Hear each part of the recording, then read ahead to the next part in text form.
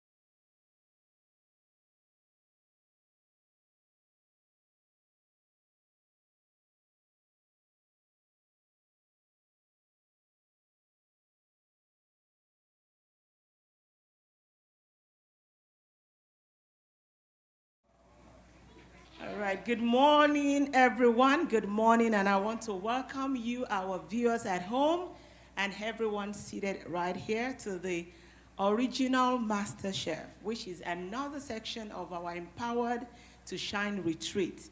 And if we do remember that our Empowered to Shine has a particular meaning, where S stands for sow a seed of kindness and salvation to someone every day.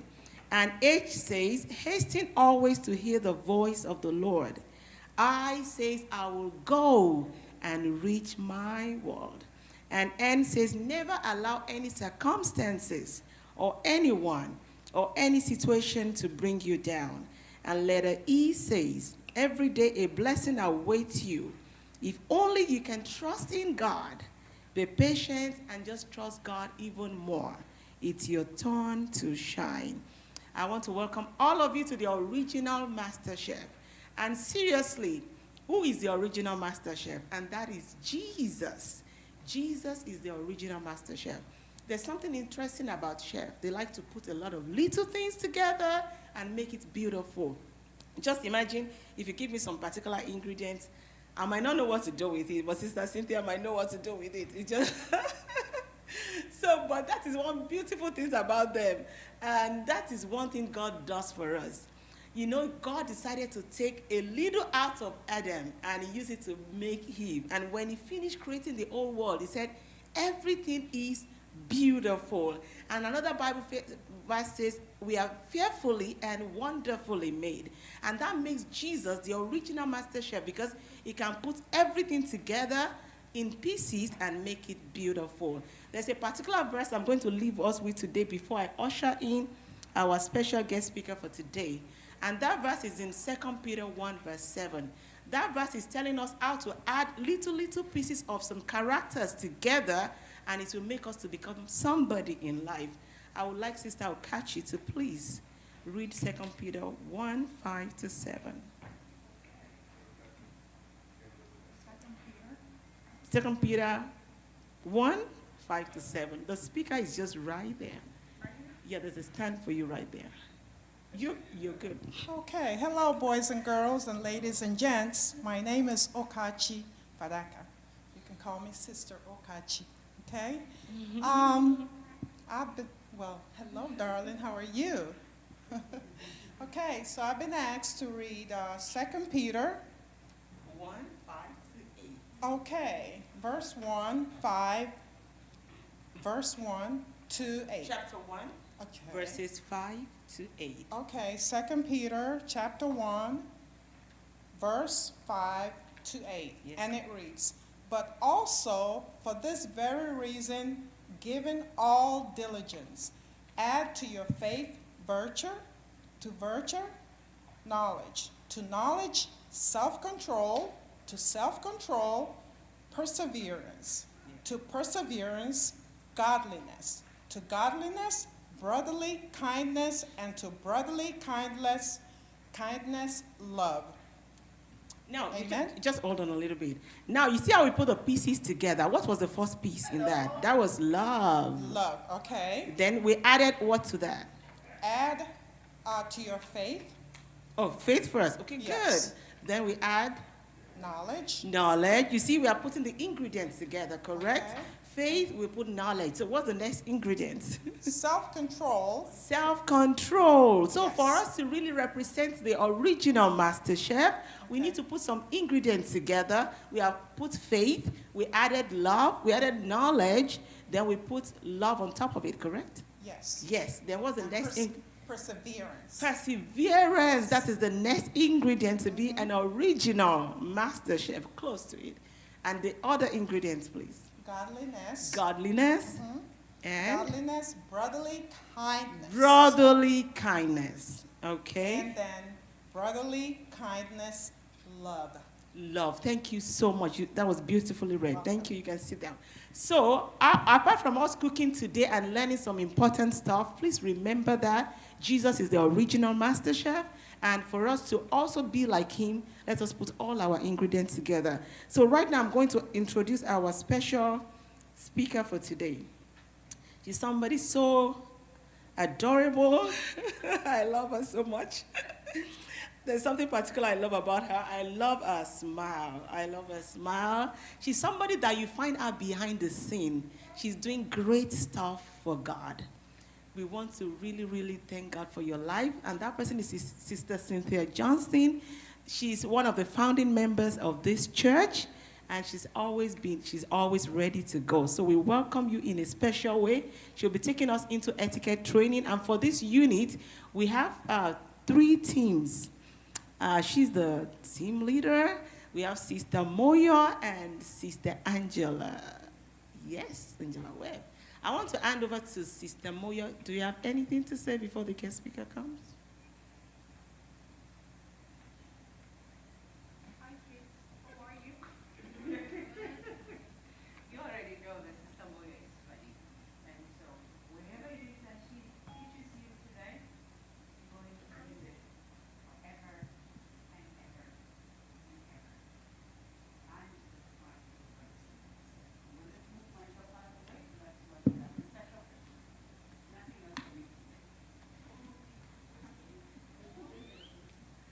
So while she's getting ready, I'm just going to have a short opening prayer. Let's pray, please. Our Father in heaven, we thank you for bringing us here safely. Thank you for every good thing you have done for us since we began this retreat. And Father, as we continue today, please, we invite your presence. We invite God the Father, the Son, and the Holy Ghost. In Jesus' name I pray. Amen.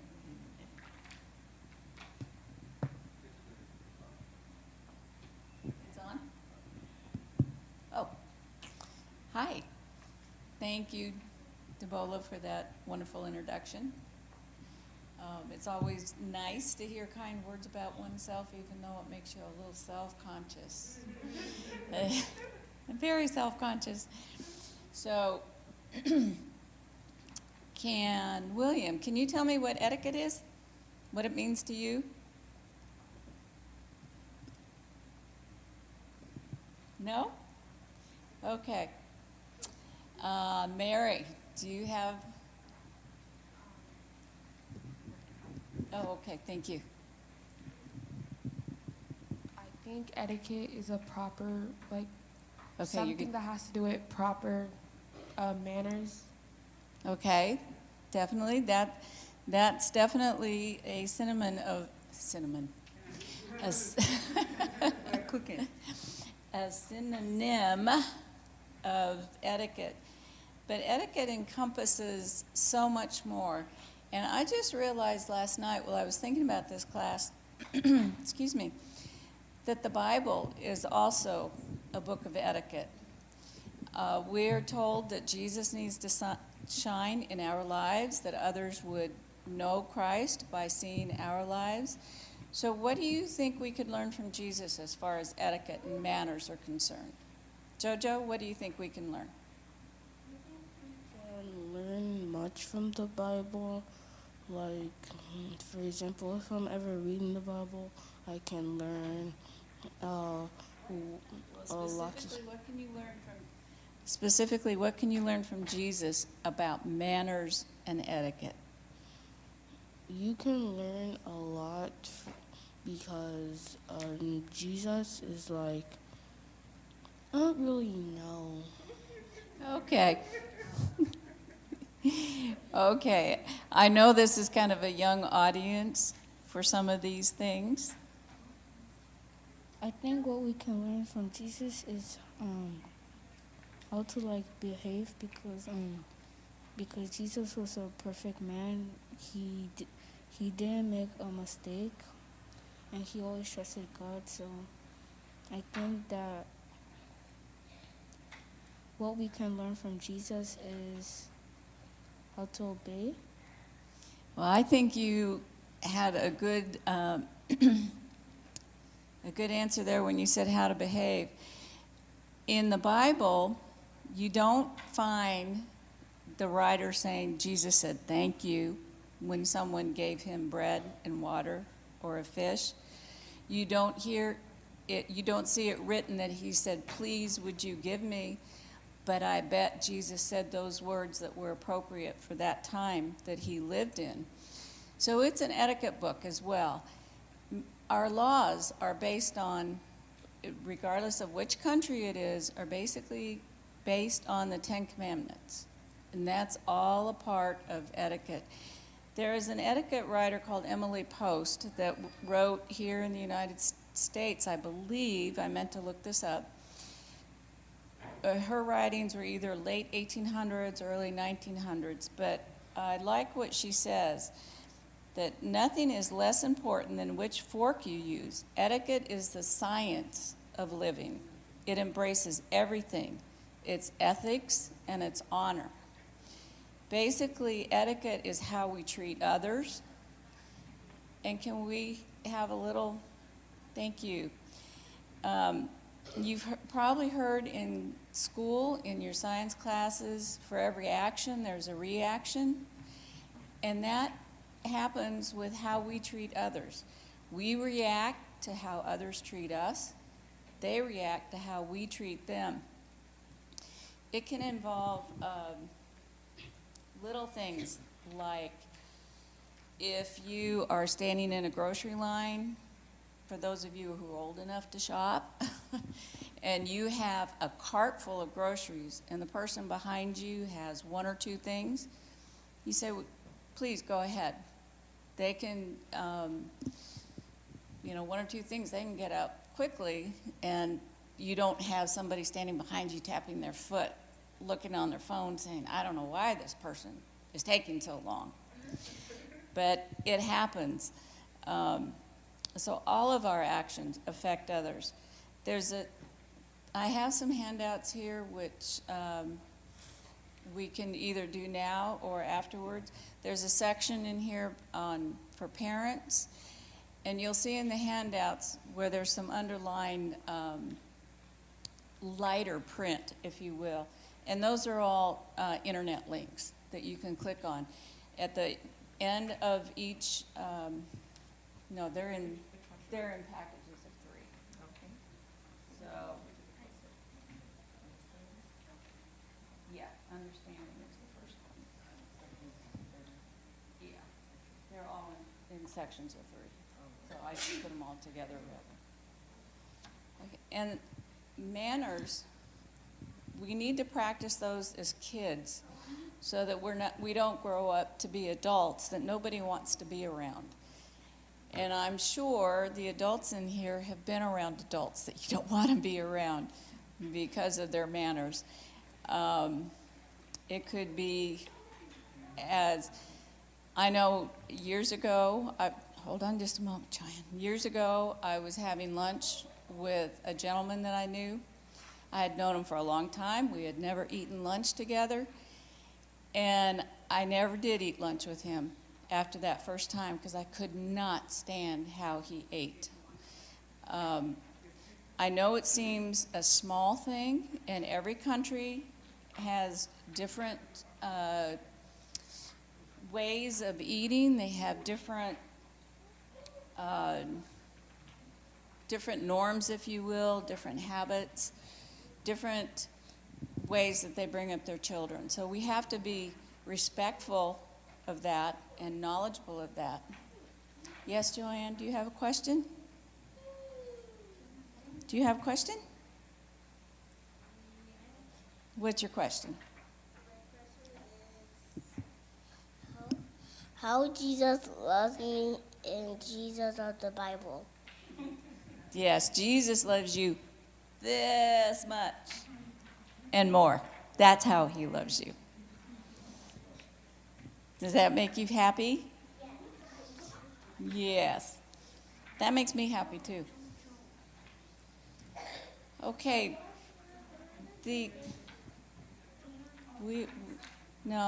Each person gets 3 handouts. Okay. I think each person gets 3 handouts. I'm not sure how they're doing it. Okay, well, we'll work that out. We'll work that out. Miss Angela will work it out. I told her job was to tickle you guys under the chin with a feather if you weren't paying attention, and guess who forgot the feathers? Me. So you're going to have to rely on yourself to keep paying attention, okay? Okay.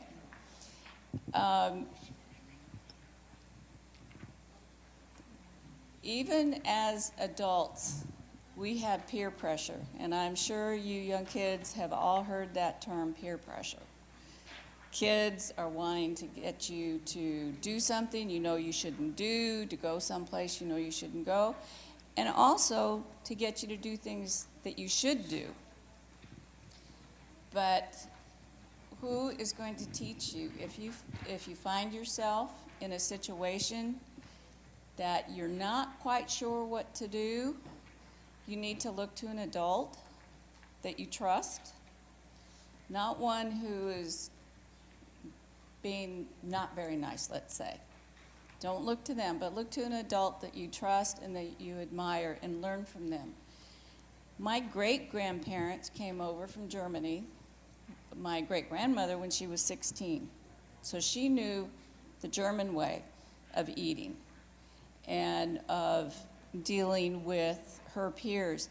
To the day she died at 98 years old, she called a friend of hers Mr. Behrens, because that's was the way they did it in Germany. Now, things are a little more relaxed now. When I was growing up, I was being told to call the neighbors Mr. and Mrs. So-and-so. And these neighbors that I really liked, I called them Tom and Alvia. My grandmother said it's Mr. and Mrs. Thomas. But they laughed and gave me permission to call them Tom and Alvia. But things changed through, we're a lot more casual than we used to be.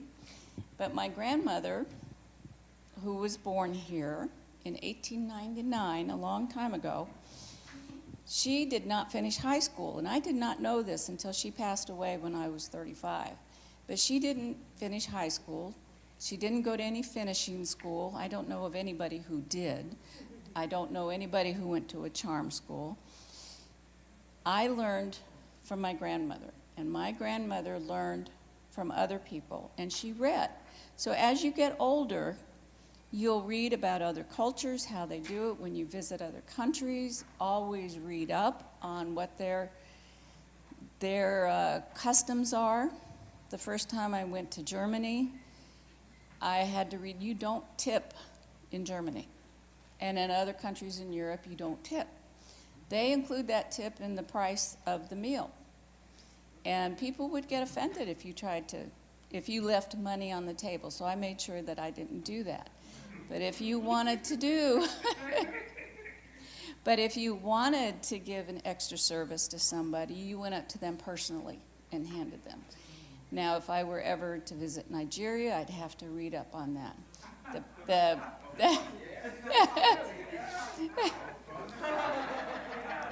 Yeah.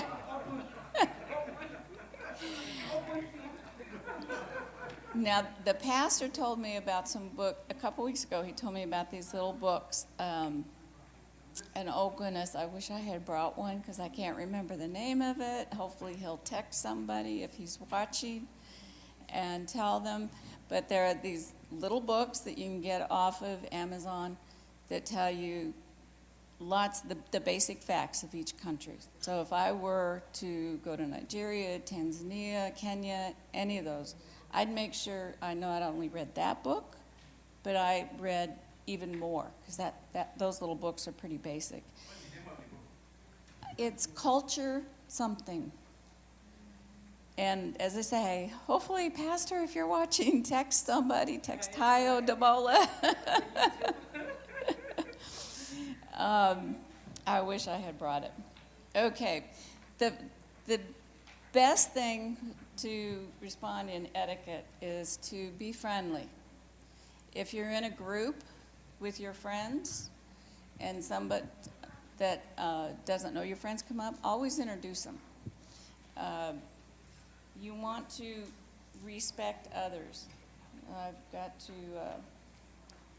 one thing that when you're in a crowd and you're walking through a crowd, the polite thing to do is to say, excuse me. The first time I taught this class, it was to older teenagers. And I was told by someone from Tanzania that in their country, they didn't do that. You don't say, excuse me, you just walk through crowds. And I understand that. In their country, they didn't do that. Here in the United States, the polite thing to do is to say, excuse me. Whether you walk between, in the grocery store, between the shelf and somebody who's standing there looking, it's just the polite thing to do. Err on the side of being overly polite and have someone tell you you don't need to do that. It's always better to err on the side of being overly polite and overly correct. Okay, some of the things that, if you're walking through a store and there's something on the floor, pick it up and put it on the shelf. Don't walk around it and say it's somebody else's job. The big thing, we all have cell phones. And I can tell you this is a big pet peeve of mine.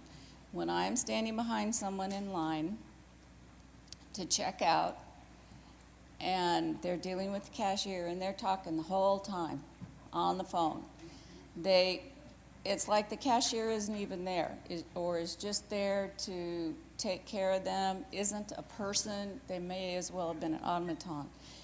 To me, that is very rude, to continue talking on the phone when you're dealing with a person who is giving you a service. The other, yes. Whoa. Because some people, they don't really know. When you come for a meeting, either board meeting or anything, and you put your phone there, it means that that meeting is not important to you. And because you will be looking at what the texting, this and that, and you are discussing important things. So it's wrong. Even not only in church, not only in the meeting, in establishment. Because if you are in a business something and they say, okay, yes, if a boss organized this thing and I'm looking at this thing, it means that this thing is not important. So don't try to really learn good things. Thank you. Thank you for that, Ty. Why, thank you, Cyrus. Oh, he wants me to wipe down the microphone. Thank you so much.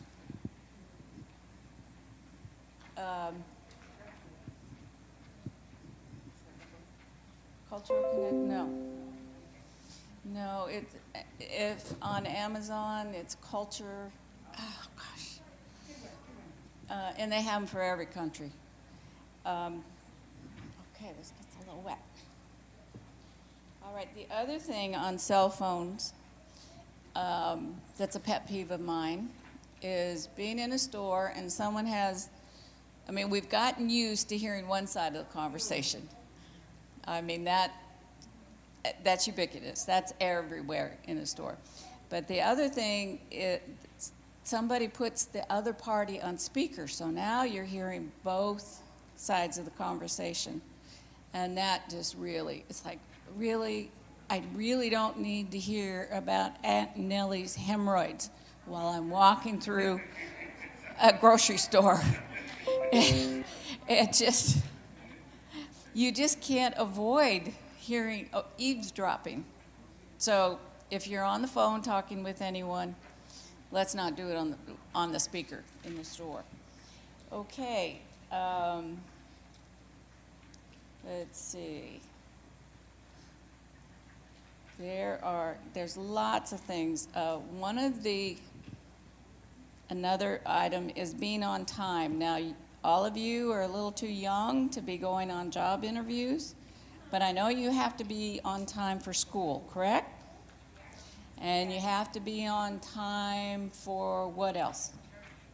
Church, right. And various meetings at church. So I have a sister-in-law that I take to doctor's appointments. And for years, when I would go to pick her up, she would just now start brushing her teeth and putting her clothes on. Now, how do you think that made me feel? Annoyed, exactly. Irritated. I finally had enough of it after an extended period of time. So I finally told her, I said, Marilyn, you are not respectful of my time. When you are late to a birthday party, church, any type of meeting, you're showing the other person that your thoughts, whatever you're doing, is more important than the person who's putting on the meeting. It is very respectful to be on time. Now, I understand that in other places, island time is a time is different. This other person says no. But however, let's be respectful of people who organize meetings, who organize social functions, to be on time. Because we can do it when we have to, when we have a job to go to, and when we have school to go to. Okay, the biggest thing, again, is to just be polite with other people, be respectful of their personal space, be respectful of their attitude, their feeling. I mean, you can tell, sometimes you can tell, if a person is not feeling well, just by looking at them, you can tell. You want to be respectful. You don't want to try and get them to go out and jump on the trampoline, say, at a birthday party if they're not feeling well. You don't want to get them up front when you know or you can sense that they are uncomfortable doing that. It's all about making others feel comfortable, as Emily Post said, that it's the science of living. And as Jesus says, treat others as you, well, treat others as you would like to be treated. I'm not sure that he exactly said that, but that was his example for us. Okay, obviously I've got notes on my printouts that you may not have, but another important thing, which has kind of gone by the wayside, but it shouldn't be. It can always be revived in your individual life, in your family's life, is to send thank you notes. When, excuse me, say a church member gives you a gift for graduation, send them a thank you note. It means a lot to the person receiving the note. If you're mailing something to someone in another state, another city, a gift, and you don't let them know, you don't send them a thank you note, you don't pick up the phone and call them and say thank you, they don't know if that ever arrived. This has happened, within my family, where my parents have mailed something and they never hear a word, Then my mother has to call, did you get? And that's really awkward for the person sending the gift. And it's just embarrassing, I would think, for the person who received the gift and didn't say thank you. It's one thing when we're with family and we say thank you when they give us a gift, when they're there in person, or even with close friends. But thank you notes are always appreciated, whether you're giving a gift to an adult or giving a gift to a child. And it's good. Yes? Is a text thank you enough? In now, yes. Yeah, it depends on the relationship, as I say, when you're with family and whatnot. But if you're getting a bridal gift, a text isn't enough. That should be a written thank you note. A graduation gift, I would think that you'd want to send a thank you note. Exactly. They have cards. When my grandkids, I had the pleasure and the privilege of taking care of my grandchildren when they were young. And so I was a little hard on my first grandchild, I will admit, with etiquette, table manners, doing this, doing that. But I would buy M.D. Anderson, the kids, I don't know if you've seen, but the kids, every year they have a contest, and the kids draw things, and they sell Christmas cards, and thank you. My mom works at MD Anderson, so every year she brings back the calendar, and they always have different designs on them. Yes, I like the MD Anderson designs. I've sent many of their Christmas cards. But they also have a packet of, it says dear, then a blank, for, and it has lines for the child to write in what they were given. And I believe it has another comment at the bottom, then they can sign their name. And it makes it easy. And even for adults, it makes it easy. Yes? Not so much here, but I know that like in the Caribbean, a part of the curriculum is that you're taught how to do these things. Because I used to teach kids how to do thank you notes, how to do invitations as a part of, especially lower level, grade 7, grade 8. It's just a part of those things. And I test students now on social pragmatic skills. And although it's funny, although it's not being taught formally, That's an expectation. So when I'm testing a kid in an assessment and they don't know that, that says this child does not have appropriate social skills. So we're still expected to know these things, and since it's not in a regular curriculum, parents will have to take on these challenges and teach their own kid or their children what are social skills that are appropriate for the society you live in. Thank you. Yes, social skills, no matter how casual we have become, are very important. It has to do with how you get along with others, how others, if they want to have you around. You know, that's another one that's, yeah. When you yawn, if you don't have a mask on, and when you yawn, cover your mouth. I know that that doesn't seem to be taught much anymore either, but nobody really wants to look at your tonsils, except the doctor, if you have a problem there. So I know it's easy to forget, but cover your mouth. One thing about, I was talking about, yes, Tile? You come up here so you're in camera range. Oh my goodness. Yes, over here. Okay, all right, no problem. Now, when an adult gives you a gift, under normal condition, you are supposed to tell your parents. Some people, they say, okay, yeah, they gave me this thing, they put it, and the parent did not say thank you. They did not even call the person and say thank you. That is not right. So note that anybody who goes extra mile to give you something, be able to tell your parents so that they will be able to say thank you. All right? Thank you, Tayo.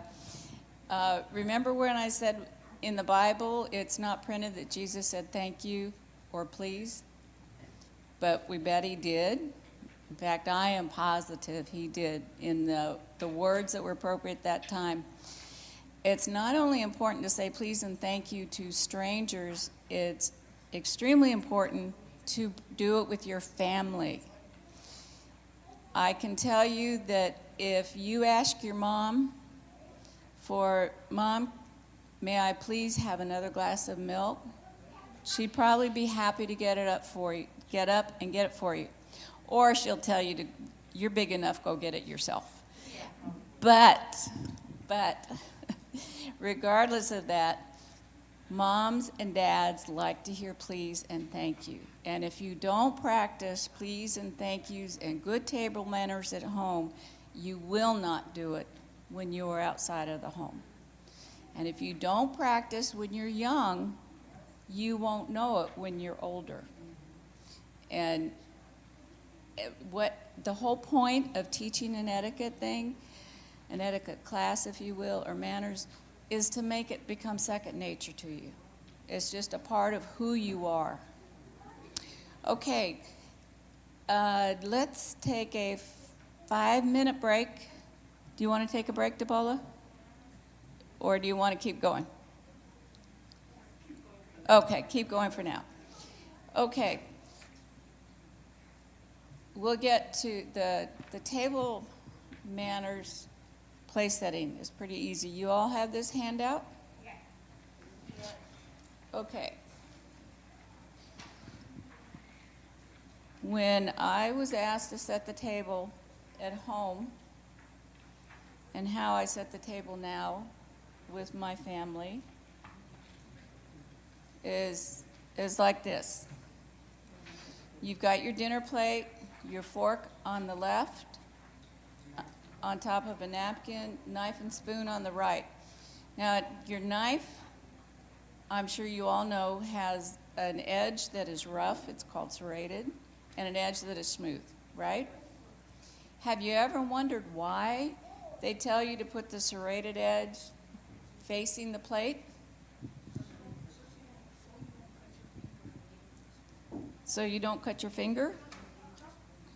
Okay. Well, don't cut your finger when you're getting the spoon. That's one answer. But I had thought of this, okay, why?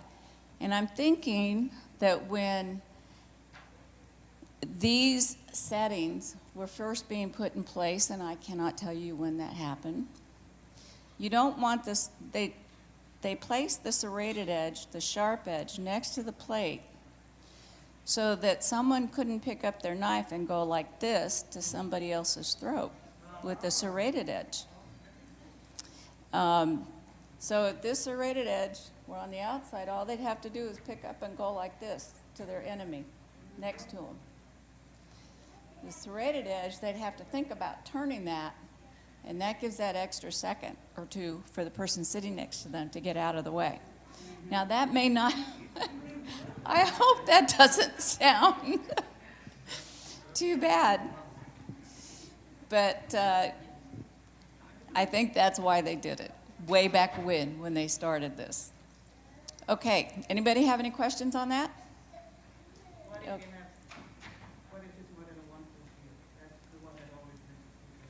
What if there's what? Oh, we're getting to that. She asked, what if there's more than one course? We're getting to that. The next step up, as you'll see, is what they call casual. Now, it's not much different. They have in the illustration here on the main dinner plate a soup bowl or a salad plate. And they have a water glass and a wine glass. Now, we don't have wine glasses. I don't set this way with my family. I do the basics. Now, the soup bowl and the salad plate, setting on top, that is, if you want to be just a little bit more than casual. Most people think of this as a soup bowl.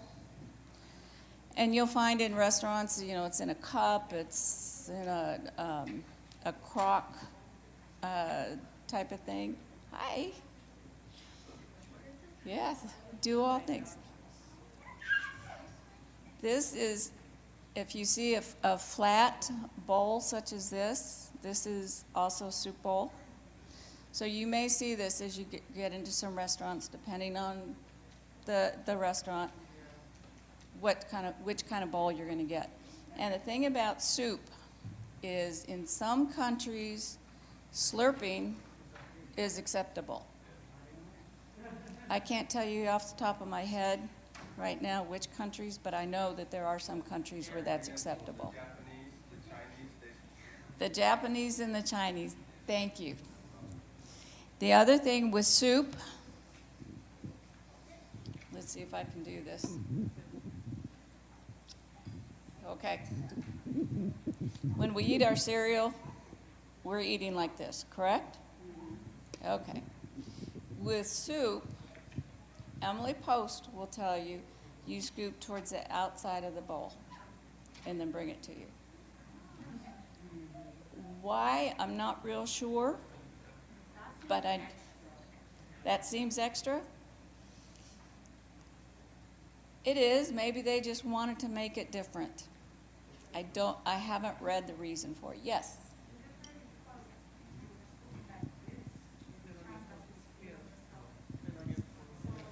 Good point. Good point. When you're going to the outside, JoJo, if any's going to spill, it's going to spill in the bowl and not on your shirt. Good point. I should have thought of that. Thank you. Okay. I'm sorry? It could be temperature related. True. True. It gives you an extra half second or so that it cools off.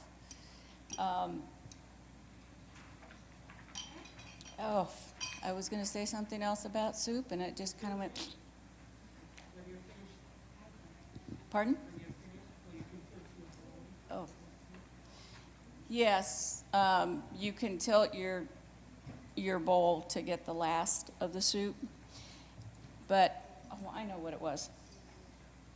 Whether it's a soup bowl or any bowl that you're using, oftentimes you'll be given something in a small bowl, like a little cup of fruit or a little cup of pudding.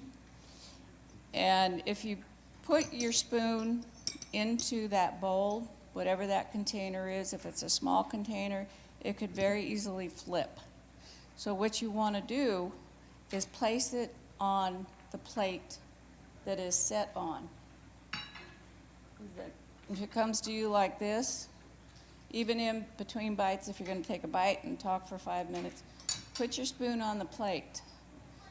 And that way, nobody will accidentally hit it and do this, which has happened to me when I was younger. You've seen that happen too?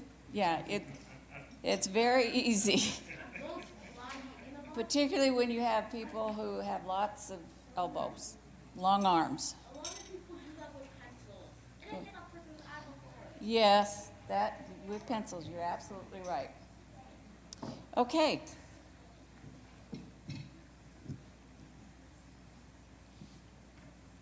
The next, this is the really formal setting with courses.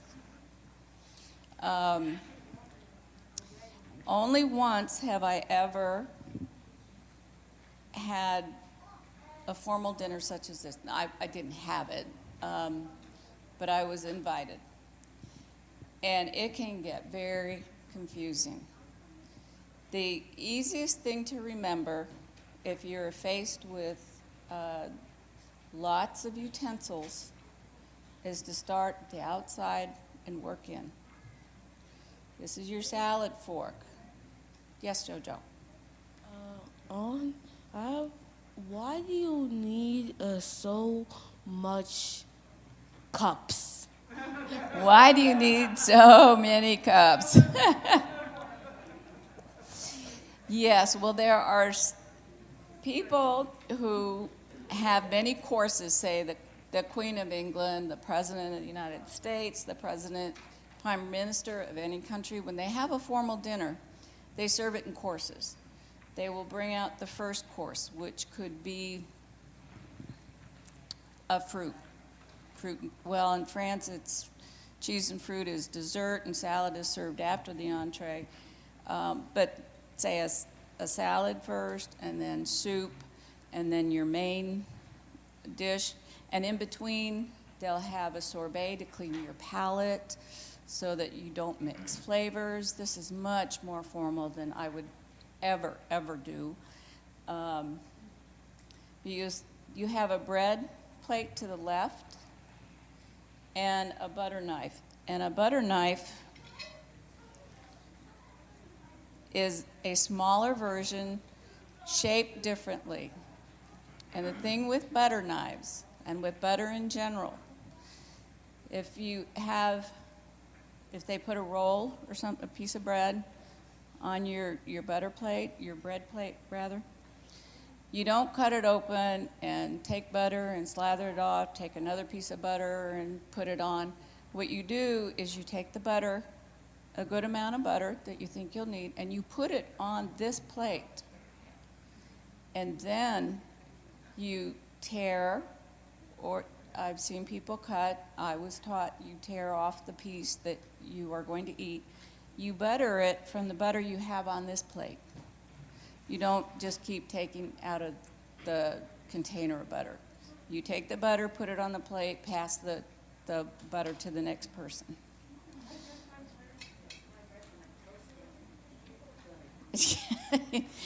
Jojo gets his butter on his toast and he eats it good. And that's the way you should enjoy toast. I do not understand dry toast. I don't understand dry toast. As I say, my great-grandparents came from Germany. The other side of the family, there was German back there. But the Germans loved to cook with butter. And that's how I was raised, with real butter. And so, yes, you will not find me eating a piece of bread without butter on it. Okay. It shows here a dinner plate that's on top of a charger. And a charger is just a decorative plate.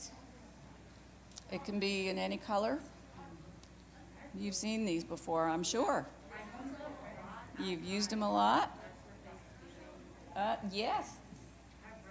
Yes, you will see these in family dinners. Jojo just said he's used them at Thanksgiving. And yes, people who do more formal for Thanksgiving and Christmas will use these. In a restaurant, there will be a plate that they will come and say, put your salad plate on top of this. And then when they're bringing your entree, they'll take away these and bring you a new plate with your entree on it. And oftentimes they'll take the charger. Sometimes they do, sometimes they don't. Just depends on the restaurant. This shows a seafood fork, which none of us eat seafood. But if you were to see it in a restaurant or anywhere, it's a small little fork. And it's always on, the seafood fork is always on the right side. This shows a water glass, a red wine glass, a white wine glass, and a champagne flute. Up here, as you'll come up and see these place settings when we finish. I have the wine glasses here because when my husband and I got married back in 1991, I was not a part of the church then, and at that time, eons ago, when you got married, they'd put on their bridal register, you'd pick out your china, your silver, your crystal. So we got red wine glasses, we got white wine glasses, and we had champagne flutes, but we never used them, and they were purchased when I moved. So, and then at the top, you'll see a spoon and a fork. And those are your dessert fork and your dessert spoon. So you start on the left with your salad fork, and then you go forward. Okay, one last illustration, then we'll open for any questions. Whoops. Yeah, that's kind of how my morning started, upside down. Okay, when you're taking a break, and again,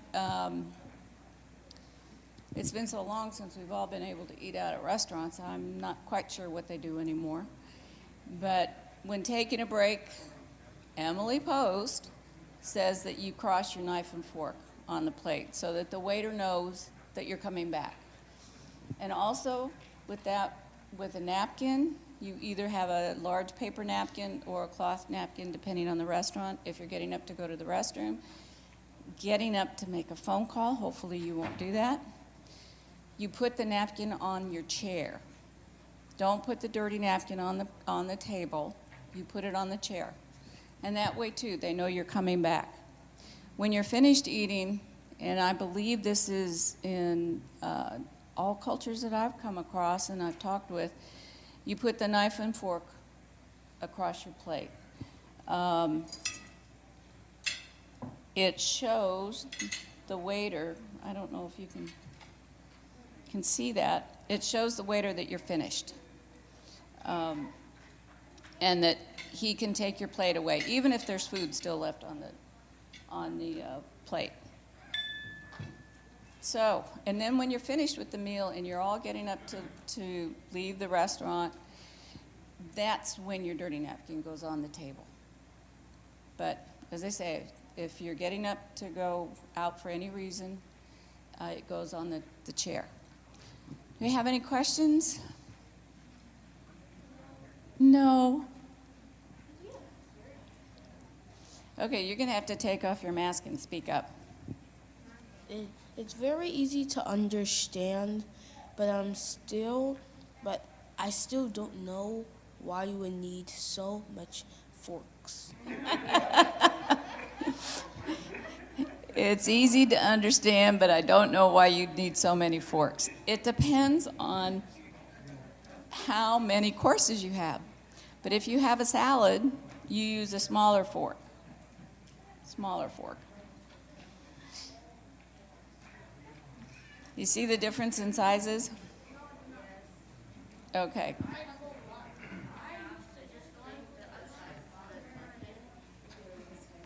Yeah, the sizes do mean something. When you're younger, say Joanne's age, a smaller fork is easier for them to use. You get bigger, a bigger fork. But when you're dining out, you use the smaller ones for dessert forks and the smaller ones for salads. Now, do we all abide by this every meal and every time? No. No. And at home, things are much more casual. But these are the things that I think help you as you grow and you are put into situations that you are unfamiliar with. You're meeting new people, particularly, and again, you're all too young to go on job interviews.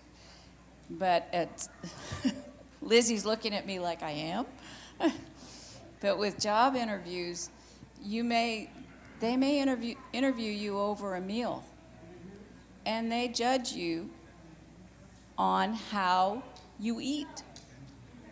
If you know how to eat,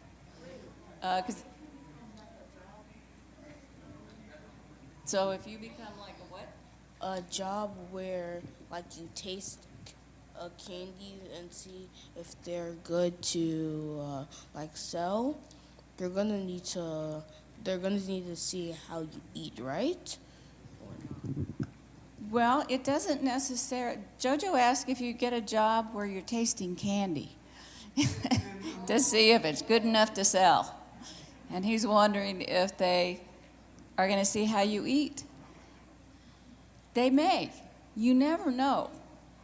And that's the whole point of knowing etiquette, manners. You never know what you're going to encounter. You never know who you're going to encounter. It's much like the pastor talks about and Pastor Craig talked about yesterday. You don't know the person that you encounter. You may see somebody walk in torn jeans, a dirty t-shirt, and holey tennis shoes, and you think that's a homeless person. It could be the biggest billionaire around, but he dresses that way to see how you're going to treat him, how you treat others. I recently read of an interview process where a guy walked in, the runner up to the door was flipped over.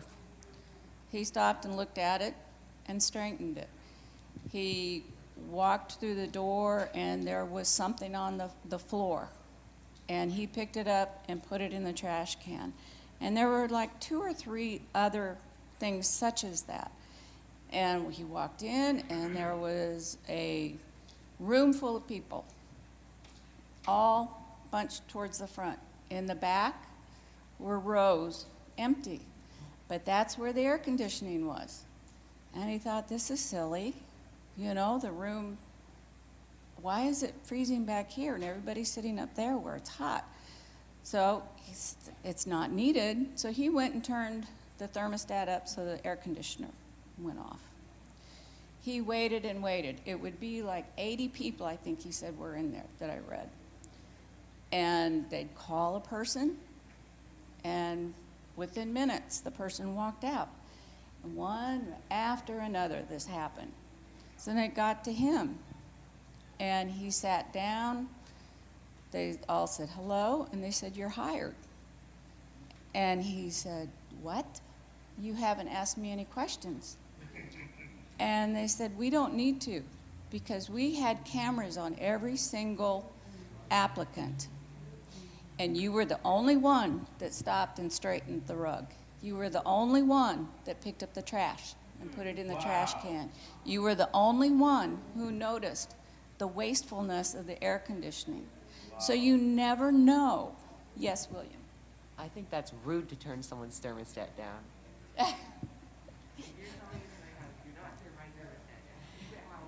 Oh, you're talking about an individual's house. Yes, it is rude to go play with. Well, I'm telling you this guy's experience. And whether it really, really happened or he was just writing it so that there was an example for you, I don't know. I think, William, oh my. I know, but we're being filmed. It was part of the interview that they wanted to see. So, in your home, it may not happen that way, but they intentionally did that to know who will respond, who will be the perfect candidate to be hired. That's how it was happening. Exactly. And I'm sorry if I didn't make that clear, but that's exactly. Okay, well, any questions? Yes. Oh, yes. This is very important. I may have you come hold the microphone because I can't do it. Or Wayne, or Cyrus. Well, I don't know about Cyrus. Yes, thank you, because that is an important one. How you hold your excuse me, yes, how you hold your fork and knife. I was taught this is how you hold a fork. Now, those who are taught in the English way, they do it opposite. They do it opposite this way. Now, the one thing you don't want to do, whether you're holding your fork the American way or the English way, and if you're eating meat and it needs to be cut, you don't do this. As I told my grandchildren, when the first time they ever did this in front of me, I said, it's dead already. You don't have to kill it. So you hold your JoJo. You hold your fork this way with tines down and your finger on it. And then you cut this way. Or English way, would it be the same? It's still the same way. Okay. But even if you forget, don't stab. Just do not stab. Just don't do it. That's all I can say. Because every time I see someone doing this, it reminds me they're trying to hold a live critter down. And it's dead already if you eat meat. So thank you. Thank you, Angela, for bringing that up. What, JoJo? I said that I know what you're talking about critters. Is that maybe... I know what you're talking about as the critters. Yes. Yeah. Yeah. If it's steak or yeah. Okay, Joanne. Okay. Any questions? All righty. Well then, up here we have place settings, and I am going to ask you to come by first and tell me which place setting is which. And then we're just going to have you all walk by so you can see them. So which is that?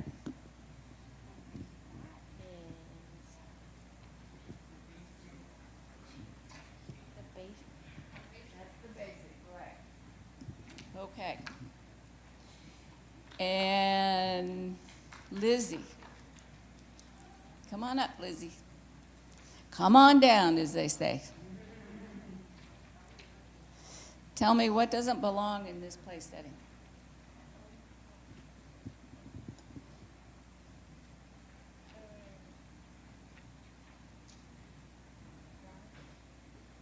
Okay, Lizzie said the bread plate. This was a trick question. It's okay. You can sit down. What doesn't belong in this place setting is the phone. The phone does not belong in this place setting. The phone, when you are dining at someone's home or a restaurant, the phone does not belong on the table. The phone needs to have the sound turned off and in your pocket or in your purse. Yes, unless you're on call.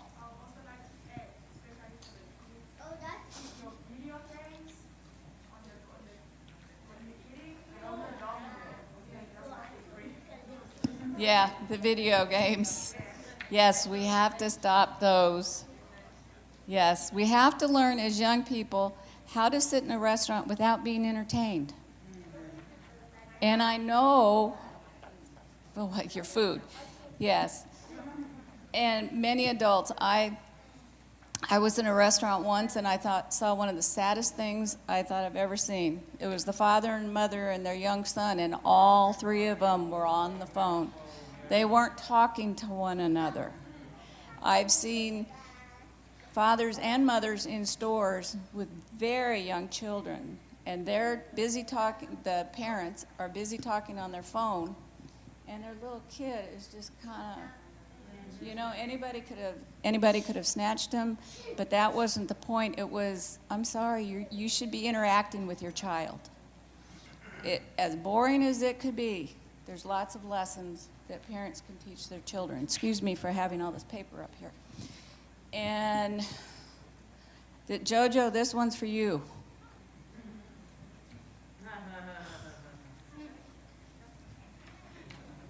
How many forks and what are they used for? 4 forks. There are 4 forks in the formal set, I think it's called. Yes. Yes, good. And then that is the seafood. Right. That is the dessert. Good. And this is the dinner. Okay. And what's the last one? I think it's the salad because you're talking about. Wow. Wow. For a boy that doesn't know why there are so many forks, you did a great job. All righty. Okay. Debola, that finishes it for me. Unless there are questions, the kids can walk by. You can walk by and see these place settings, ask any questions. Otherwise, that's it. Okay, nobody wants to look at place settings. I know it's not the most exciting thing in the world. Yes, Joanne? I just want to look at the spoon. You want to look at the spoons? You mean this spoon? I actually need to eat rice and that. You tested them, you can remember? Yeah. Yeah. Jojo did great. He kept asking why. I don't understand why there's so many forks, but he remembered what they all were. Yes. Yeah. No, but it's being filmed. So, yeah, I know you're not camera shy. No, I know that. Over here. Okay, so this is supposed to be for home practice or the restaurant or both? Both. All right. So what do you say to the person that wants to take that Instagram shot and post it? You know, we see that in restaurants too. I didn't hear anything said about that. You know, you have a lavish meal and you just want everybody to see what you're eating, so you want to pull that phone out and... What do you think? Just a minute, Jojo. I would love you to enlighten us on that. If it's unetiquettical, if that's a word. Well, it's a word today. Just like we have seafood forks today. But, I really appreciate what you're doing, but those were my one of my questions. And then when you're at the restaurant, that way of asking for the to go back, I never know. Well, thanks for the question, but I'm probably the worst person to ask because I don't take pictures and post them on Instagram. I think it's. Pardon? Oh, Angela says it's tacky. One of the things about social media, they say, I have read and heard people talk about, that posting those things, no, never mind, I won't go there. I don't know, Johan, I don't know, because I don't take pictures of my food. I do. Yeah. I mean, I've taken pictures of my vegetables that I grow at home, and send to individuals, but I don't know. And I'm sure that there is something on the web about that. I'll be honest with you, I just don't know. All right. Yes, I want Moyo. to say, Mask off. Yeah. And up here. There's one thing that I tend to forget from time to time. If you could review how to close your table when you're done eating.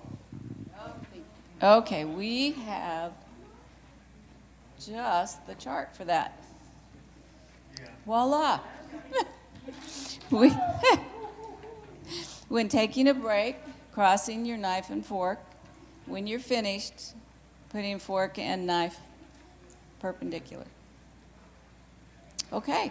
When you taught us how many years ago, was there anything like putting the no, like turning the spoon down, like was there Turning like the fork. No, we did the fork. Was it a fork? Yeah, it was the fork down. Okay, I just want to be sure that I don't put the wrong stuff in my The drink. spoon was to go on a plate next to a bowl so that it doesn't get flipped out. All right. I remember that time you even taught us how to, if we are taking soup and it's hot or hot tea. You did that? Yes. Oh, you guys had a lot that you've learned then. All we can just say is a very big thank you to Sister Cynthia for this. Can you give her a round of You're applause, very please? Thank you. Yes. You kids. Yes. He has one last question. Okay, one last question. I think I know the answer to why you should, to how you hold your phone.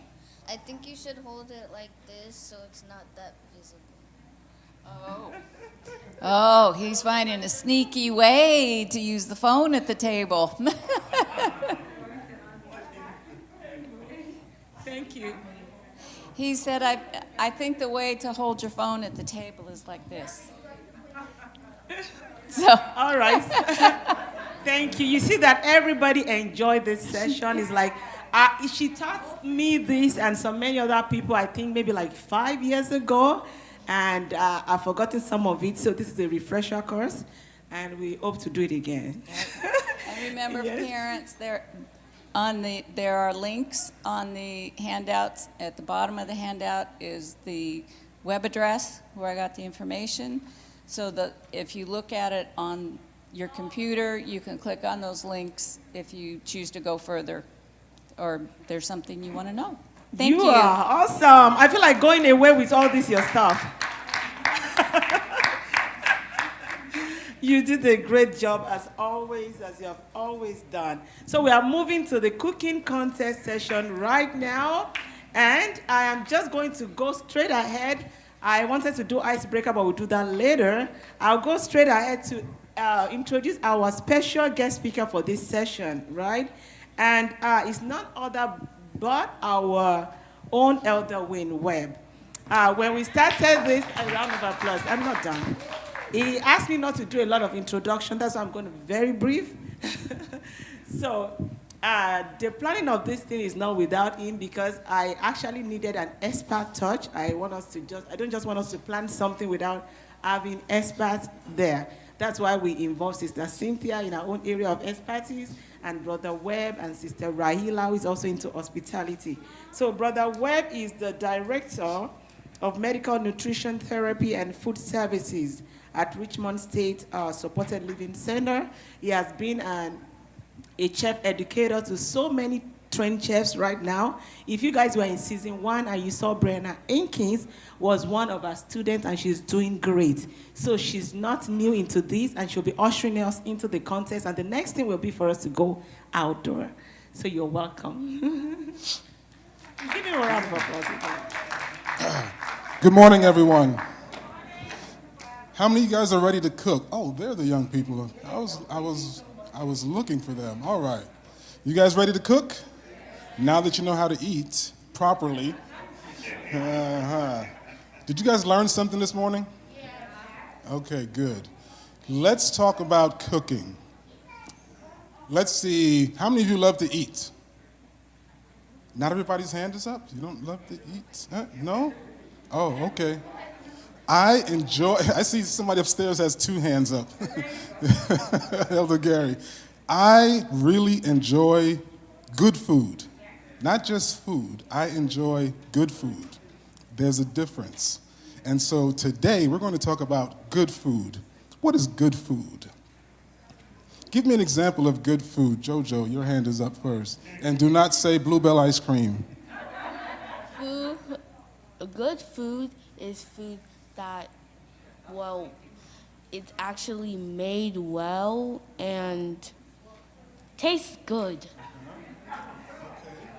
Any examples come to mind? You should be spitting them out, man. Okay. Noodles? Spaghetti? Okay, all right, let's see. Somebody else, give me an example of really good food. Oh, S'mores. S'mores.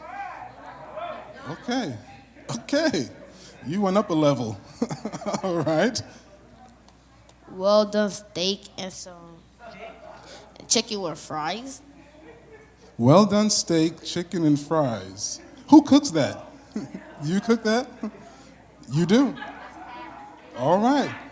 Had to make sure you do not stab it when you're cutting it. I see your hand back there.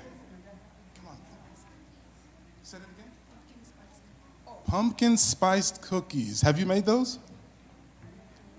Your friend has. Okay. I see some hands in the back. Ladies, you got to come up here or you can shout really, really loud.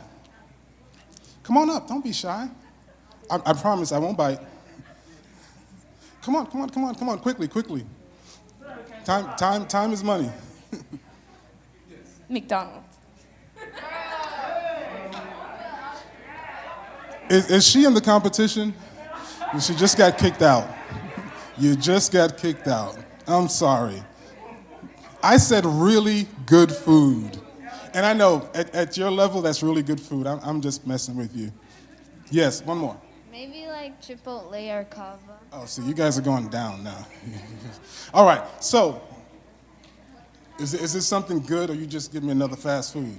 Okay. Next time I want to say something that you've made. Alfredo or something. Ah, I'm glad you went there. I am so glad you went there. That's on the menu for today. All right, so here's the thing.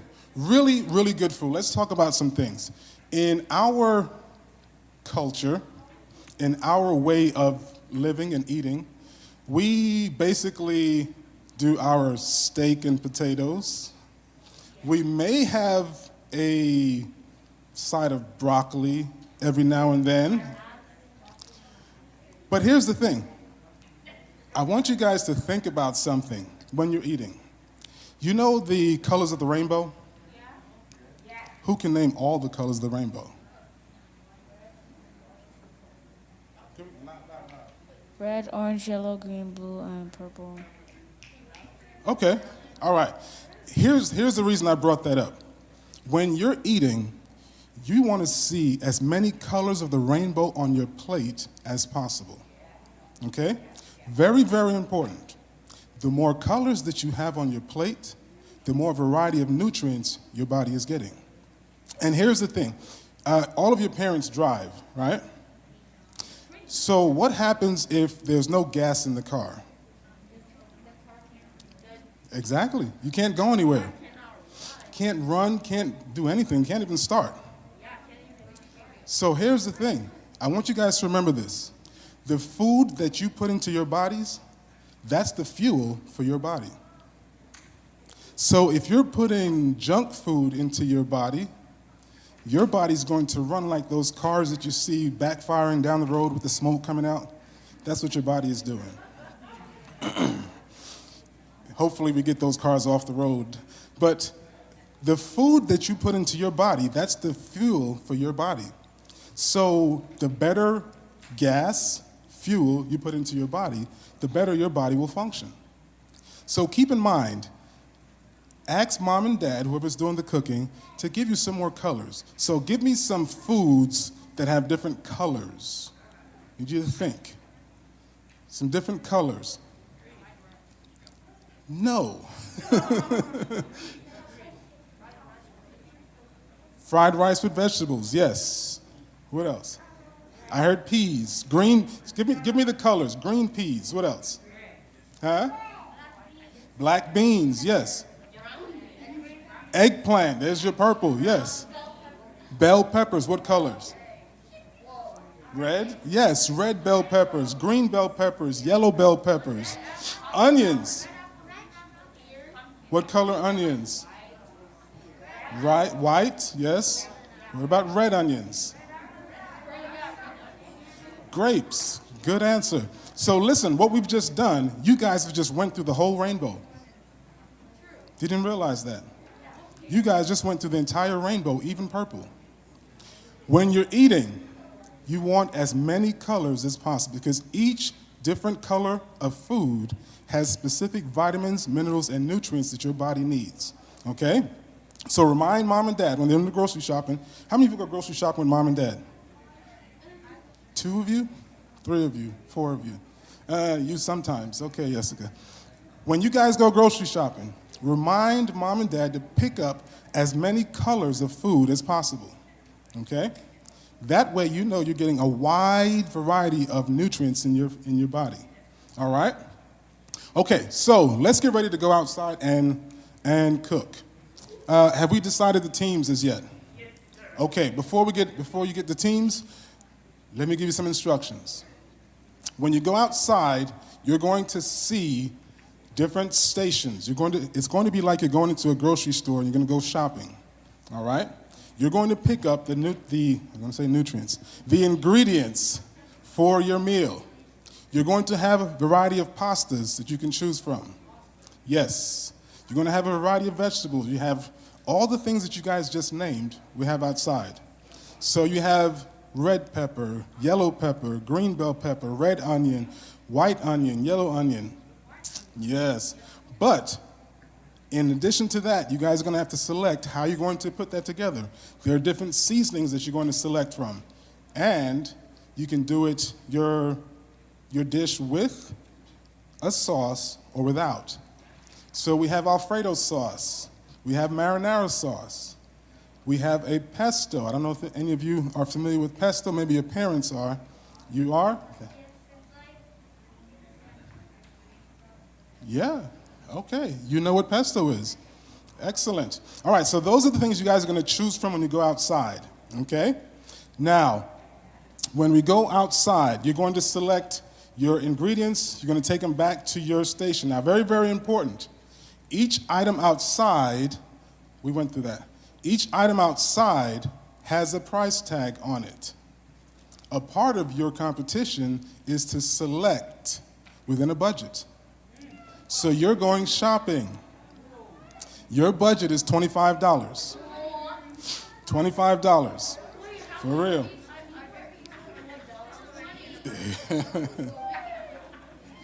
No, you're gonna work within $25, okay? So each thing that you select to go in your dish that you're gonna prepare has to be within $25, and I'll be checking to see how you shop. All right? So after you select your items and you remain within budget, Then we'll set a time. Did you give them a time for preparing the first dish?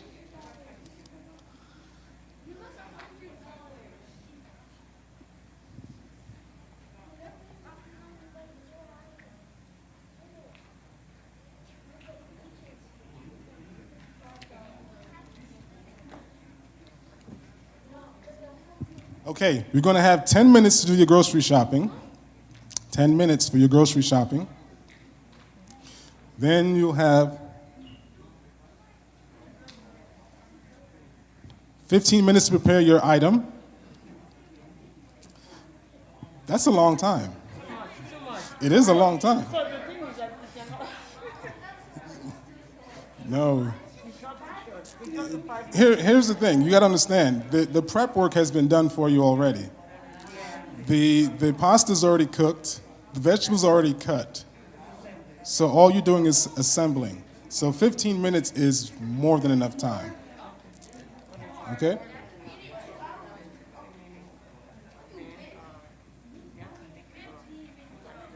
I'll let you explain that. Yes, they're going to cook first. There's a second part. Dr. DeBola is going to explain that part to you, where the team is going to create their logo and yes.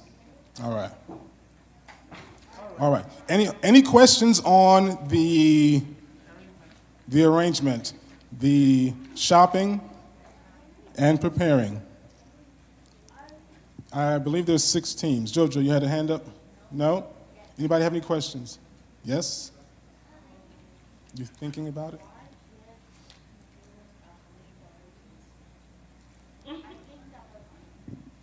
We don't have enough time for you to prepare that much food today. All right, he asked, why can't we get a $100 budget? That would take you all day to prepare, Jojo. All right, any other questions? No? All right, we ready to go? All right, so let me tell you, I'm going to, all right, sir.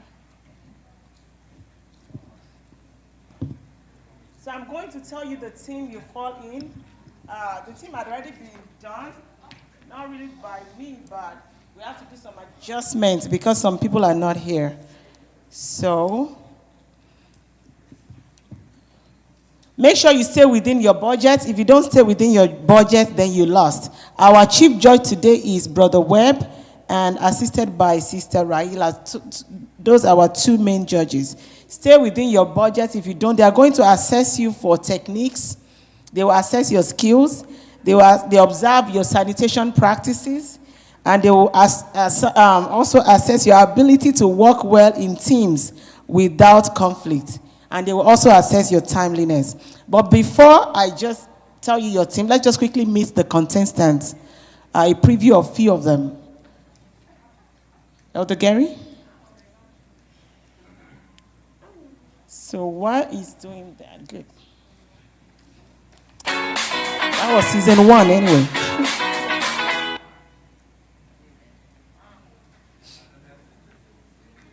Is that working? Yes, they heard. Oh, it's more. Girls can cook, bro. Just wait till you see us in action. We're the movable sons, and we won't take no for an answer in the kitchen. Hey man, even though I'm still learning, I feel like this will help me in life. We are the Empowered Daughters. My name is Mary. My name is Elizabeth. My name is Jennifer. My name is Jessica. And my name is Anna. We are here to welcome you to the program that's happening now, December 22nd. Mind you, today is not the cooking competition, but it's a preview where we learn different ways of cooking, and you get to see us cooking at our homes. You're going to see what we've prepared shortly.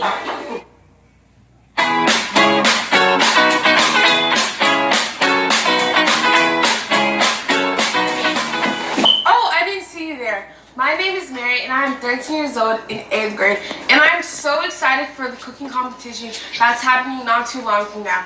And if you're on my team, you're going to be so lucky because I have so many different recipes I can share with y'all. And don't forget, let's make some cooking together. My name is Elizabeth, and I am 10 years old in 5th grade. I have been cooking since I've been 2 years old. And what? 2 years old. Stop lying now. Actually, I've been cooking since I was 8 years old. But I am gonna do a great job cooking. I can cook many things like noodles, rice, and I can make good things for this team. I'm also an artist, a very good artist. And I will be able to decorate whatever we need to decorate, keep things clean, and do a great thing in our team. So, hope you all have a good time during this competition, and I hope that me and my team can win this, and thank you for watching. Hi, my name is Lydia. I'm 17. I'm in the 11th grade, and I think that I'll bring good ideas and positive energy to my team. I don't cook that much, but if I need to cook, I can, and I'm pretty good at it. My expectation for this competition is for my team to win, and I think that I'm the best at directing and brainstorming, and I think that's why I'll be an important asset to my team. Hello everyone, my name is Jessica Fatoki, and I've been cooking for almost a year and a half now. It's been nice for me to be on your team because I'll get to learn new things from you, no matter what it is. Having me on your team will be such a blessing for both me and you. I am skilled at baking and seasoning, no matter what it is. It will be such a blessing for me and you to work together. Go. Hello, my name is Promise Oyamachi, and I will be joining the cooking competition. I have been cooking since I was 9 years old, and throughout that timeline, I have been learning which ingredients to mix and what to make. I may not be the best cook, but if you want to join my team and learn with me how to cook certain foods. I love cooking. This one of Hi, my name is Melody Amachi. I am 17 years old. I'm in high school. I'm a high school junior. And I've been cooking since I've been able to touch the stove, which I would say about 10 years now. The first thing I learned how to cook was noodles. And my favorite thing to cook is chicken Alfredo. But yeah, I can't wait to participate in this cooking competition. I'm pretty sure I will win, because, but yeah. My name is Aaron, and I'm the best at cooking chicken. I like cooking chicken, and I've cooked for about 1.5 years. The reason you should want me on your team is because I can cook. I'm good with working well with teams, and yeah, bye. Hello, my name is Reagan, and today is my video about the cooking contest. What I bring to my team is I'm a great cook, I'm a leader in the kitchen, and that's about it. And I will be an asset to my team because I will bring creativity, new dishes, and flavor to the kitchen. Hi, my name is Vicky. I'm 15 and I'm a freshman in high school. I will be bringing my confidence and my helpfulness to this team. I have not been cooking, I cook when I need to, so my expectation is for my team to win because I think we have the same chance of winning as any other team, whoever's on my team. I'm best at doing what I'm told, being helpful in whatever area I am given. I will be an important asset to this team because I am very helpful, and we can do it if you have me on the team. Hello, my name is Madani. I'd like to join a cooking competition because I know how to cook. I know how to cook noodles, fry eggs, and also fry French fries. My name is Icon. I would like to join the cooking competition because I like to cook noodles, and I would like to cook scrambled egg and bake brownies. Hello, my name is Joseph, and I am in 3rd grade, and I have started cooking when I was 7 years old.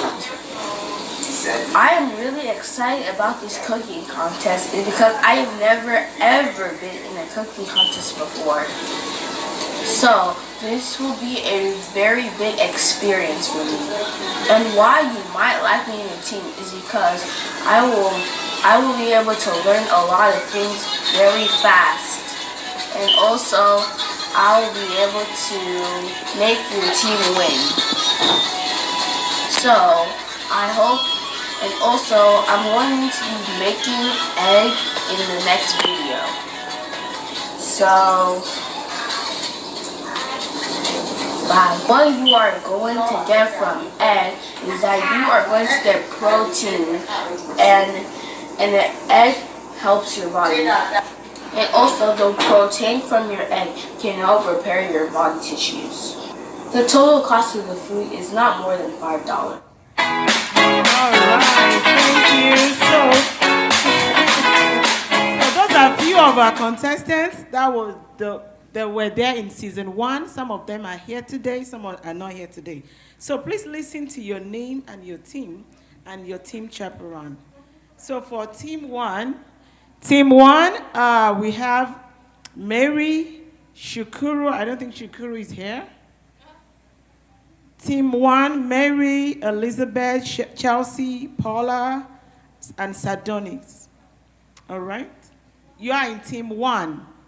So you guys, can you huddle together right now real quick? Come so that you can get to know yourself. Let's do this quick.